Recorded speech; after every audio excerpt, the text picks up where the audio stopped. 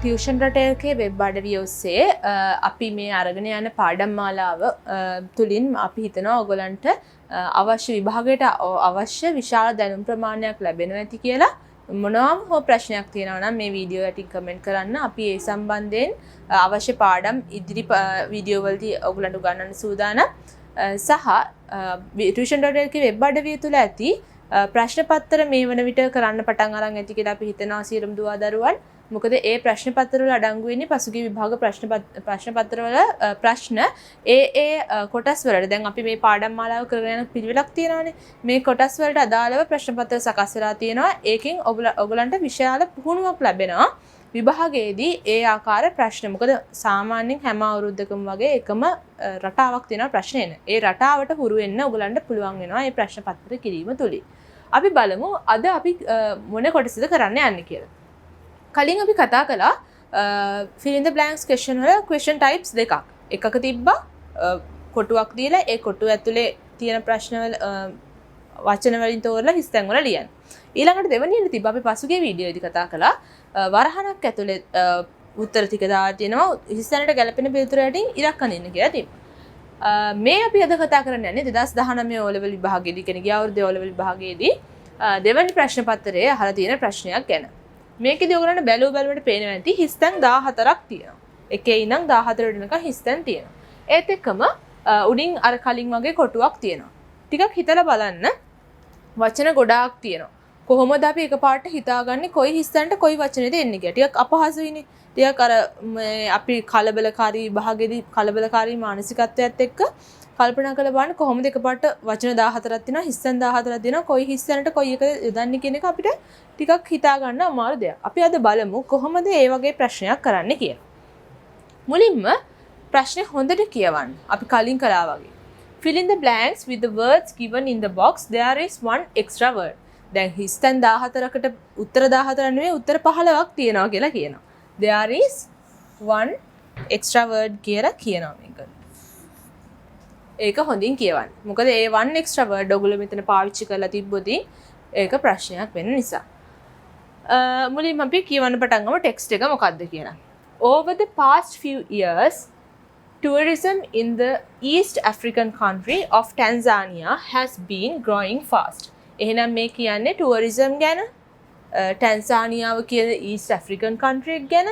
එතකොට අපි මුලින්ම ටෙක්ස්ට් එකක් කියවද්දි මුලින්ම අපි ඔලුවට දාගන්න ඕනේ මේ ටෙක්ස්ට් එකේ මොන වගේ දෙයක් ගැන සඳහන් වෙන්නේ කියලා. එහෙම ඔලුවට දාගත්තාම අපිට ඒකට ගැලපෙන වචන තෝරගන්න ලේසි. Tanzania has a really අපි මොකද්ද කියන්නේ? has a really හිතාගන්න බැන්න නම් එකපාරටම ටිකක් තියන්න.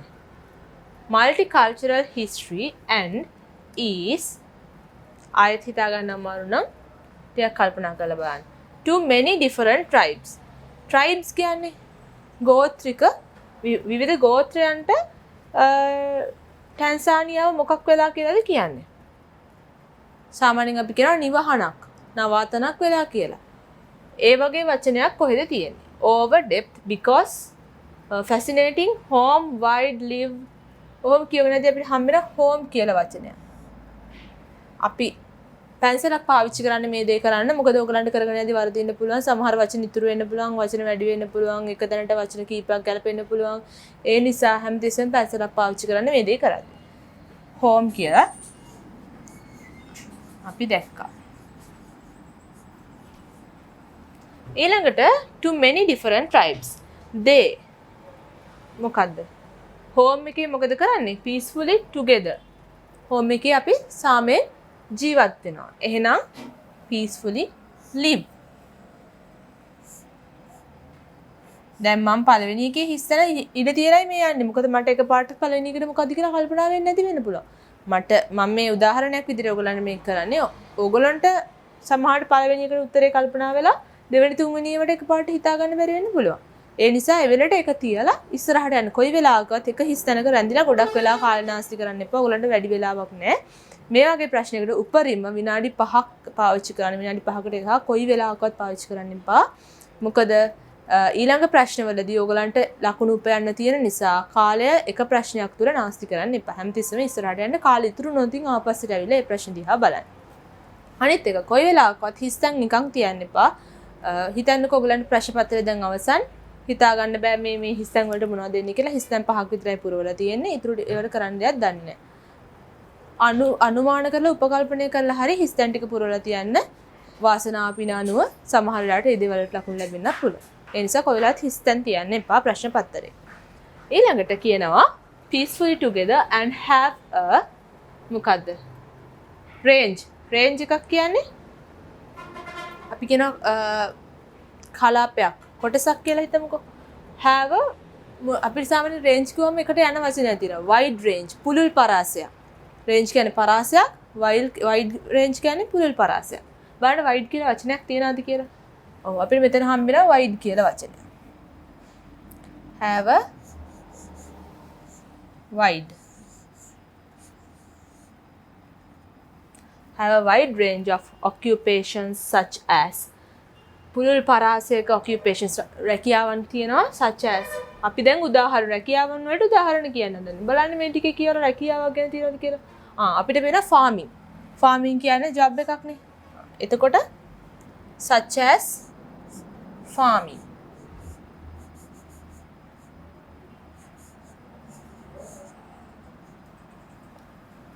and making traditional jewelry visits දැන් ඒ වාක්‍යය ඉවරයි. traditional jewelry farming වගේ දේවල් ඒගොල්ලෝ කරනවා කියලා කියනවා. visits මොකද්ද? visits කියලා මොකද්ද? කොහෙටද visit කරනවා කියන්නේ මොකද්ද? කොහෙට හරි යනවා කියන එකනේ. visits tribal villages. tribal villages වලට යනවා කියනවා නම් අපි මොකද්ද කියන්නේ? visits to tribal villages. බලන්න to කියලා වචනයක් තියෙනවද කියලා? තියෙනවා. ඊළඟ ගැහුවා visits to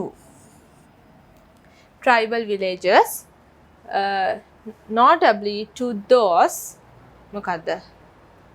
those හිතා ගන්න බැරුව ඇති එකපාරට. අපි ඒක තියමු. මම මේ උදාහරණයකට ඔයගොල්ලන්ට මේ තනින් තන හිස්තන් තියලා කරගෙන යන විදිය කියලා දෙන්න.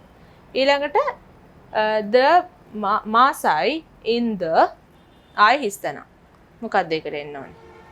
of the country. මොකක් හරි පැත්තක් ගැන කියන්නේ. රටේ කොටසක් ගැන. බලන්න කොටසක් ගැන සඳහන් over කියන්න බෑ. because fascinating. north කියලා වචනයක් තියෙනවා. north කියන්නේ මොකද්ද? උතුරු පැත්ත. එහෙනම් රටේ උතුරු පැත්ත ගැන කියනවා වෙන්න පුළුවන්.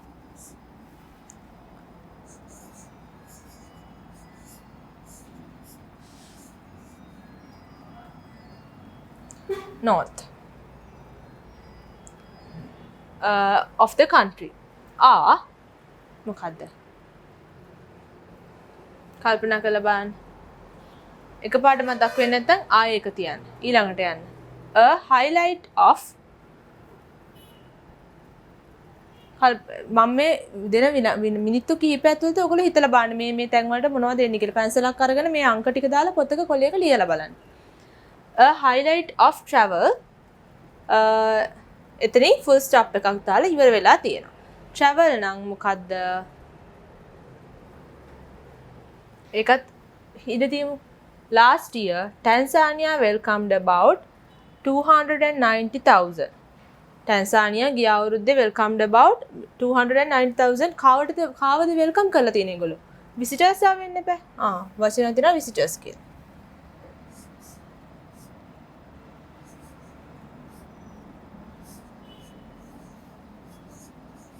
visitors. which made tourism the third මොකද්ද? third වඩාත්ම වැදගත් කියන්නේ important කියලා තියෙනවා. වඩාත්ම වැදගත් නම් most important වෙන්න එපා.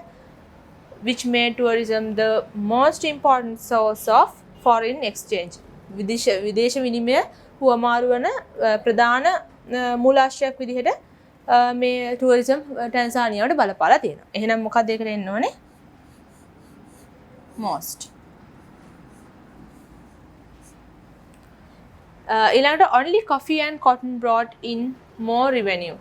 coffee cotton වගේ දේවල් විශාල බලපෑමක් කරලා තියෙනවා.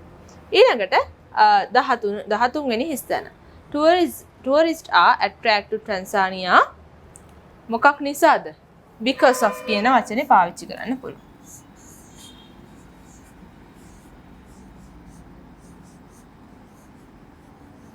because of its golden beaches and its unusual geographic features. It has lakes of amazing lakes නම් මොකද්ද? lakes වල තියෙනවා එක්ක වතුර තියෙනවා, එක්ක ගැඹුරක් තියෙනවා, එක්ක මොනවා හරි lakes වටේ තියෙන vegetation එකක් තියෙනවා. ඔය වගේ දෙයක් ගැන තමයි කතා කරන්න ඕනේ. බලන්න තියෙන වචන. depth කියලා වචනයක් අපිට මුලදී හම්බ වෙනවා. depth කියන්නේ ගැඹුර. lake එකක ගැඹුර. It has lakes of amazing depths.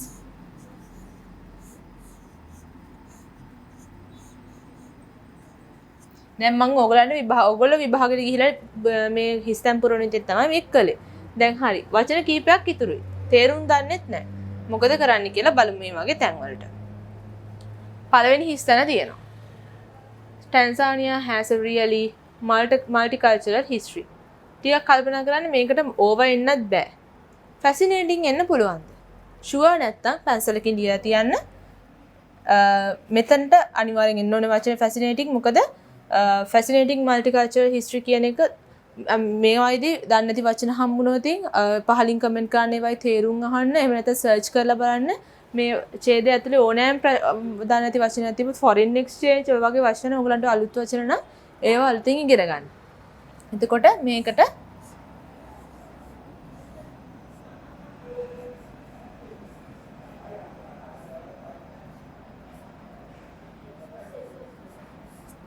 fascinating. ඊළඟට අපිට ඊළඟ හිස්තැන හම්බෙන්නේ notably to those මොකද්ද? කල්පනා කරන්න. The Masai in North වලට පිටින් ඉන්න කට්ටිය. අපි කියනවා over කියලා.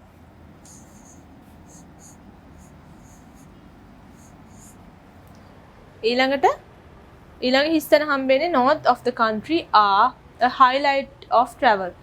බහුල වශයෙන් highlight වෙනවා කියන්නේ විශේෂයෙන් highlight වෙනවා කියන එක අපි පාවිච්චි කරනවා often කියලා.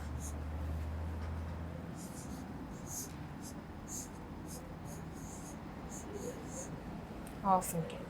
ඊළඟට අන්තිම 10 වෙනි හිස්තැන අපිට තියෙන අන්තිම එක. දැන් බලන්න මෙතන වචන දෙකක් ඉතුරුයි. most අපි පාවිච්චි කළා වචන දෙකක් ඉතුරුයි. අපි දන්නේ නැහැ කොයි එකද පාවිච්චි කරන්න කියලා. අපිට කිව්වා there is one extra word කියලා. බලන්න travel off කියලා වාක්‍යයක් ඉවර වෙන්න බෑනේ. නිතර වාක්‍යයක් ඉවරලා තියෙනවා. එහෙනම් itineraries තමයි අනිවාර්යයෙන්ම එන්න ඕනේ.